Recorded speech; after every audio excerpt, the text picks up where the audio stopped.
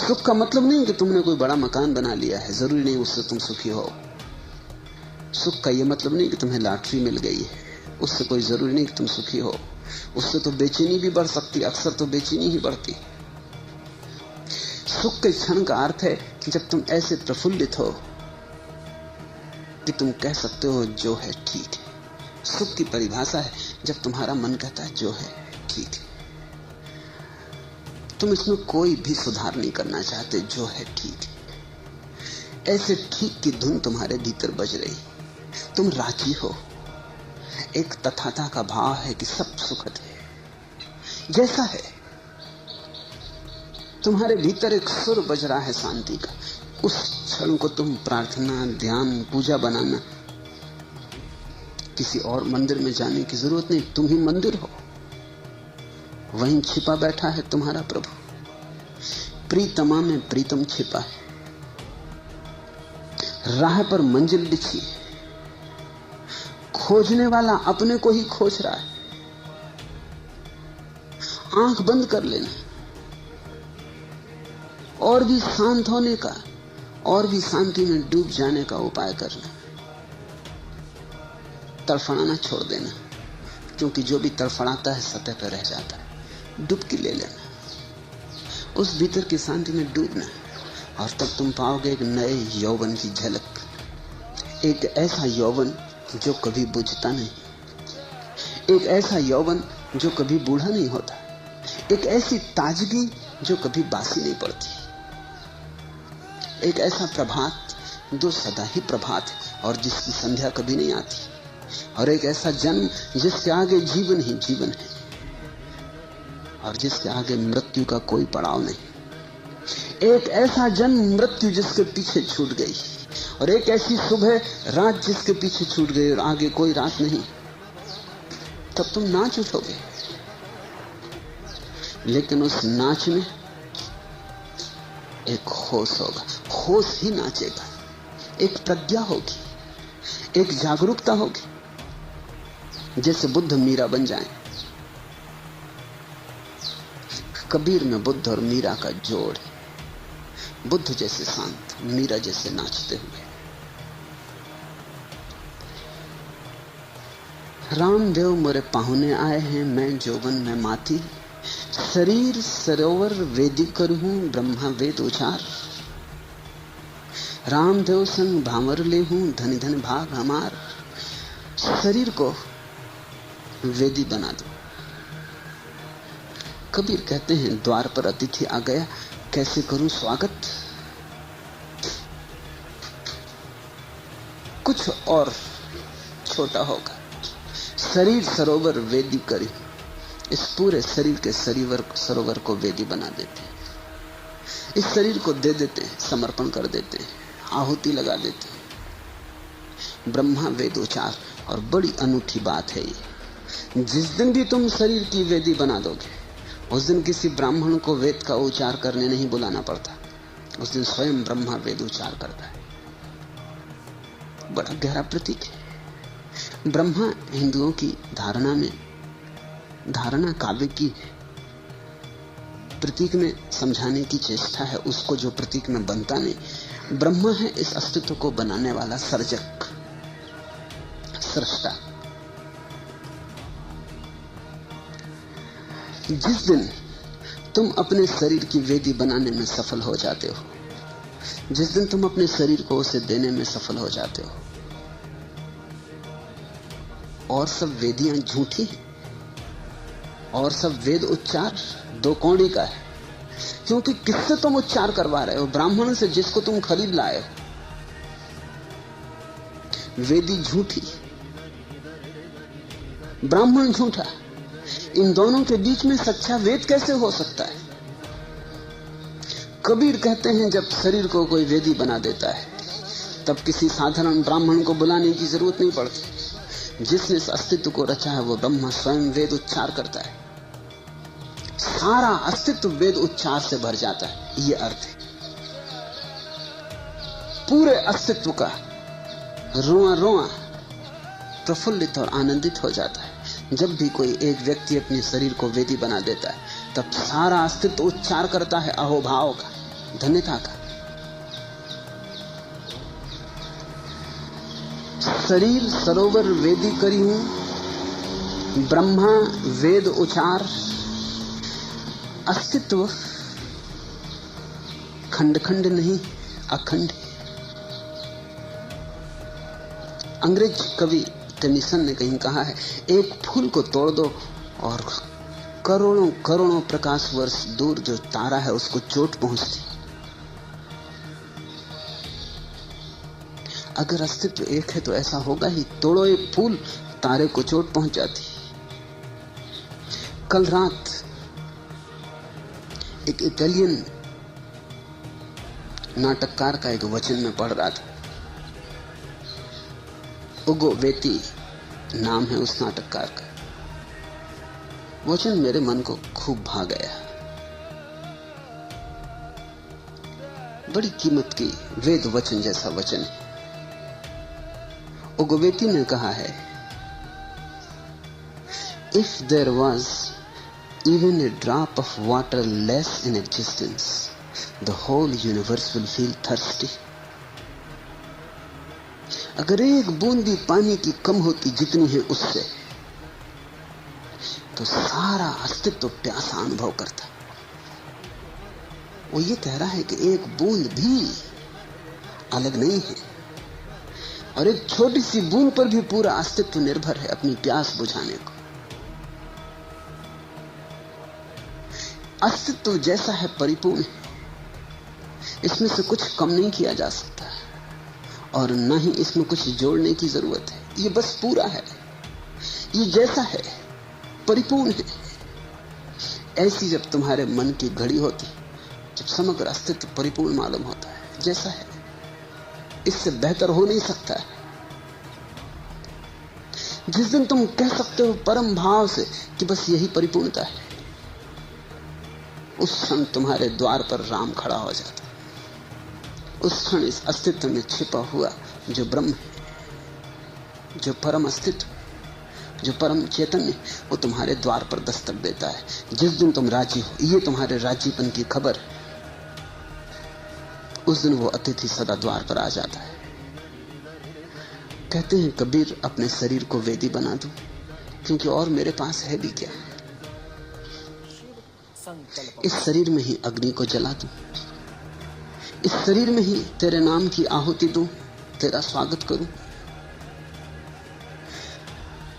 जब शादी होती है दुल्हा दुल्हन की, तो हम वेदी बनाते, फिर वेदी का चक्कर लगवाते।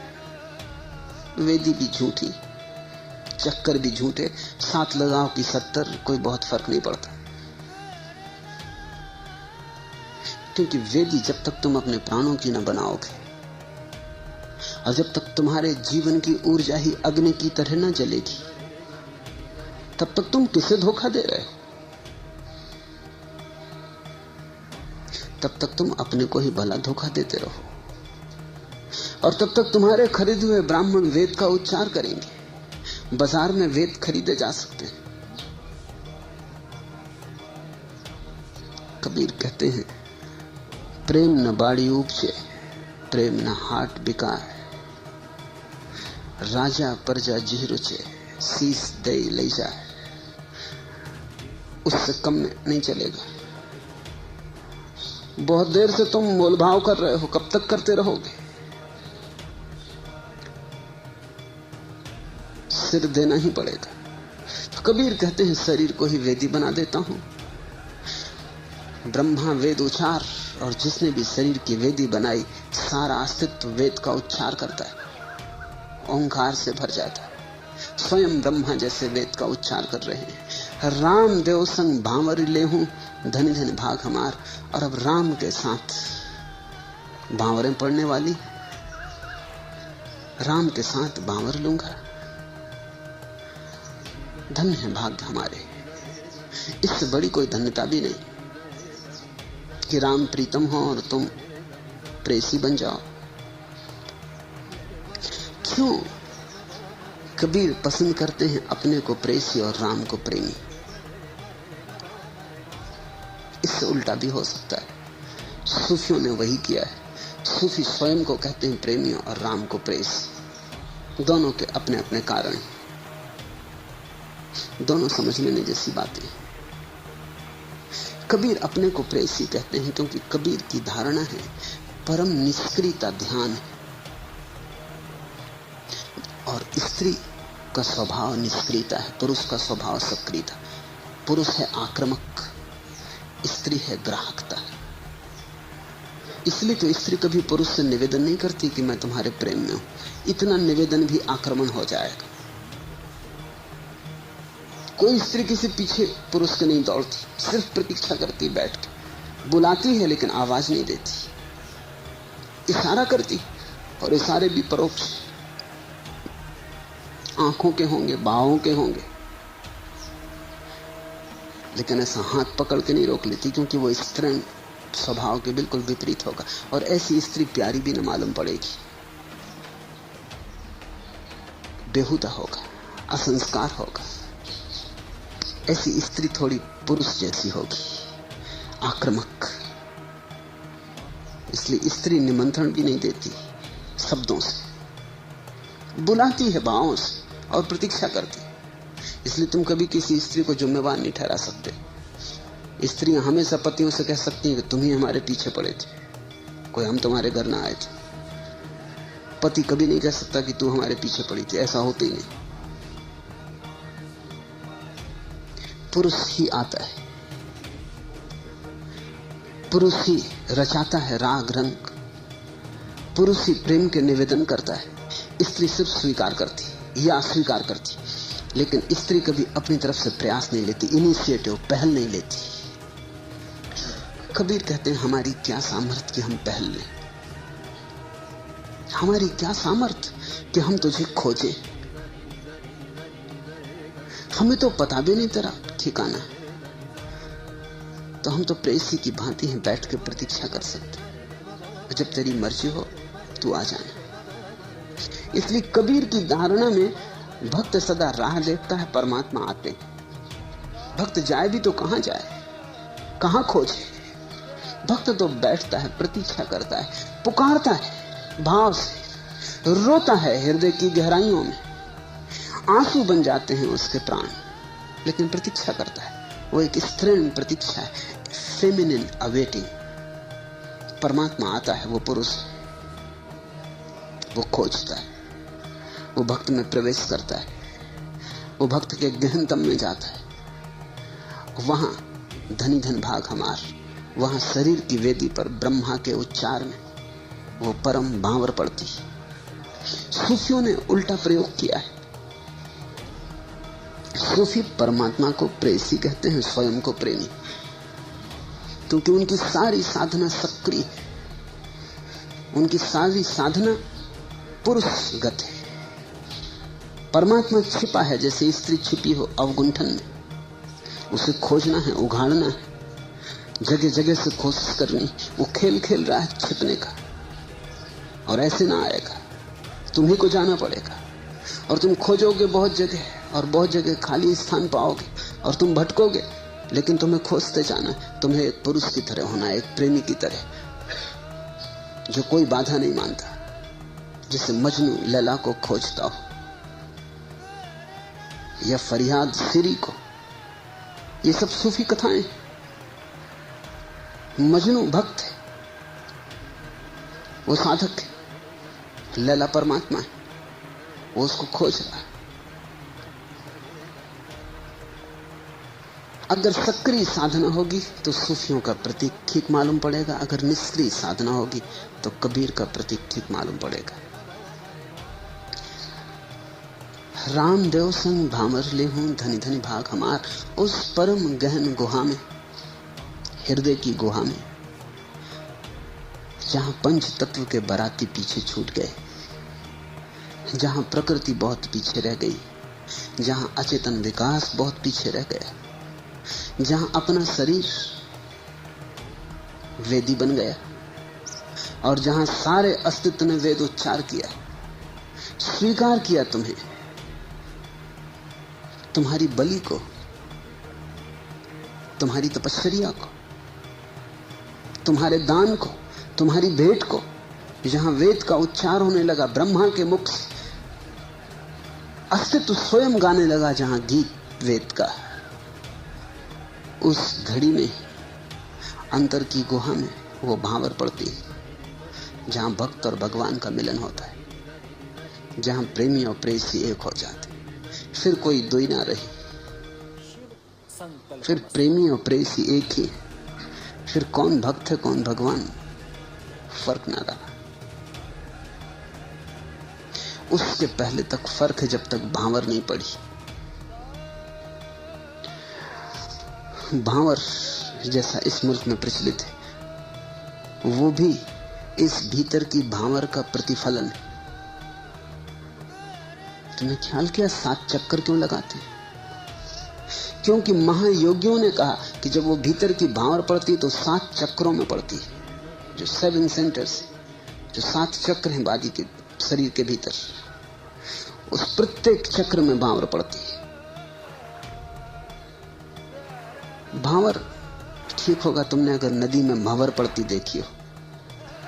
नदी में भंवर पड़ती, कुछ कारण नहीं दिखाई पड़ता, लेकिन कोई शक्ति स्रोत नदी की एक परत को गोल घुमा रहा है, एक भंवर पड़ रही। चक्र यानी भंवर। तुम्हारी शरीर ऊर्जा में 7 भंवरें, 7 स्थानों पर तुम्हारी शरीर की नदी चक्र लेती, और जब परमात्मा की ऊर्जा तुम में उतरती तो इन 7 चक्रों में क्रमशः उतरती, इसलिए 7 भंवर। उसी के आधार पर हमने पति और पत्नी को भी विवाह के वक्त हम 7 चक्कर लगवाते। वो बाहर के प्रतीक है, लेकिन भीतर की घटना से जुड़े। जिस दिन भीतर की भांवर पड़ जाती है, कबीर कहते हैं धनी धनी भाग हमार, उससे बड़ा कोई भाग्य नहीं, वही नियति है। पहुंच गए तुम जहां के लिए चले थे। बीज ने अपनी अंतिम परिष्कृति पाली, अब कोई लौटना ना होगा। मंजिल आ गई, अब कोई यात्रा नहीं, अब परम विश्राम का क्षण आया। तुम्हारे और परमात्मा के बीच जब भांवर पड़ जाए तभी विश्राम है, उसके पहले तक तो यात्रा रहेगी। सुर 33 कौतिक आए, मुनियर सहस 88, कहें कबीर हम ब्याही चले, पुरुष एक अविनाशी। उस घड़ी की बात कर रहे हैं कबीर जब तुम्हारे भीतर की सीता बाहर के राम से मिलती। उस घड़ी में क्या घटता है? सारा अस्तित्व उत्सव मनाता है, क्योंकि हम सब जुड़े। अगर एक बूंद के कम होने से सारा अस्तित्व प्यासा रह जाएगा तो तुम सोचो, तुम जिस दिन परमात्मा को उपलब्ध होगे उस दिन सारा अस्तित्व नहीं नाचेगा, क्योंकि तुम्हारी तृप्ति अस्तित्व की भी तो तृप्ति है। तुम्हारे पहुंचने में अस्तित्व भी तो तुम्हारे द्वारा परमात्मा तक पहुंच रहा है। संयुक्त है ये अस्तित्व, अलग अलग खंड खंड नहीं। हम द्वीप की तरह बटे बटे नहीं, हम सब इकट्ठे हैं। इसलिए जब कोई एक बुद्ध होता है तो हजारों लोगों के बुद्ध होने की संभावना का द्वार तत्क्षण खुल जाता है। कहते हैं कबीर सुर 33 कौतिक आए, 33 करोड़ देवता देखने आए। मुनिवर सहस 88,000 सिद्ध, 33 करोड़ देवता सब देखने आए इस परम घटना को। रामदेव संग भांवर ले हूं, धनी धनी भाग हमार। इस परम घटना को देखने सारा अस्तित्व आया। ये मतलब, क्योंकि हिंदू कहते हैं 33 करोड़ देवता, ये तो प्रतीक संख्या है। ये उस जमाने की संख्या है जब दुनिया की संख्या 33 करोड़ मनुष्यों की थी। जब 33 करोड़ मनुष्य थे तब हिंदू कहते थे 33 करोड़ देवता, क्योंकि हर मनुष्य अंततः देवता हो जाने वाला, छिपा हुआ देवता है। अब तो संख्या बहुत ज्यादा है, ये प्रतीक संख्या है। 33 करोड़ देवता का अर्थ है कि पूरा अस्तित्व अपने रोए रोए के साथ उपस्थित हो गया। जो भी जागे हुए हैं वो सब आ गए, सोए हुए भर पीछे रह गए क्योंकि उन्हें कुछ पता ही नहीं क्या हो रहा है। जो भी थोड़े से जागे हुए थे देवता, थोड़ा सा जागा हुआ अस्तित्व। सिद्ध पूरे जागे हुए, 88,000 सिद्ध,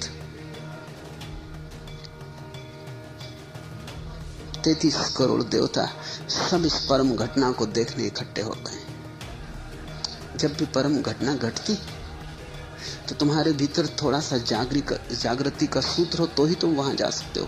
बुद्ध पैदा होंगे, सभी तो नहीं जाएंगे। सिर्फ वे ही जाएंगे जिनके भीतर कोई धुन बजेगी। वे खींच लिए जाएंगे, जैसे कोई अचेतन चुंबक बुला रहा हो, रुकना असंभव हो। 1000 बाधाएं हैं तो भी छोड़ के चले आएंगे, 1000 दायित्व थे तो भी टूट जाएंगे। होश ना रहेगा, कोई खींच रहा है। ऐसी परम घटना कबीर कहते हैं जब स्वयं कबीर के भीतर घटी तो 33 करोड़ देवता, 88,000 सिद्ध पुरुष आए, क्योंकि इससे बड़ी और कोई घटना नहीं, इससे बड़ा कोई महोत्सव नहीं। कहें कबीर हम ब्याही चले हैं पुरुष एक अविनाशी, उस एक अविनाशी पुरुष से हमारा विवाह हो गया, ब्याही चले, अब हम चले परम विश्राम में। इस परम विश्राम के क्षण में पूरा अस्तित्व अहोभाव, आनंद, परम धन्यता से भर जाता है, क्योंकि तुम अस्तित्व के बेटे हो। तुम्हारा जब विवाह होता है तुमसे भी ज्यादा प्रसन्न तुम्हारे माता पिता मालूम पड़ते हैं।